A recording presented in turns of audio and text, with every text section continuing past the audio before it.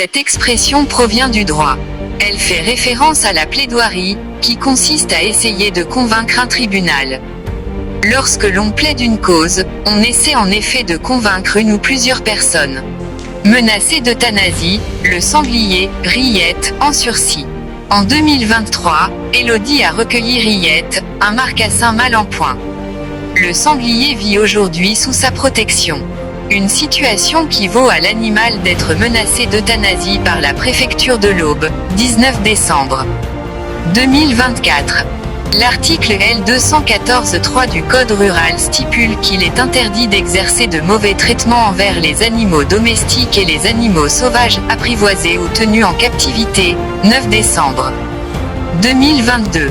Tout homme a le droit de détenir des animaux dans les conditions définies à l'article 9 ci-dessus et de les utiliser dans les conditions prévues à l'article 276 du Code rural, sous réserve des droits des tiers et des exigences de la sécurité et de l'hygiène publique et des dispositions de la présente loi. Tout animal étant un être sensible doit être placé par son propriétaire dans des conditions compatibles avec les impératifs biologiques de son espèce.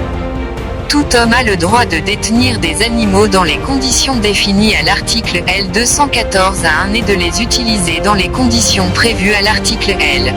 En France, les animaux domestiques ou captifs ne sont formellement reconnus par le droit comme des êtres vivants doués de sensibilité que depuis la loi de 1976 sur la protection de la nature et son article L.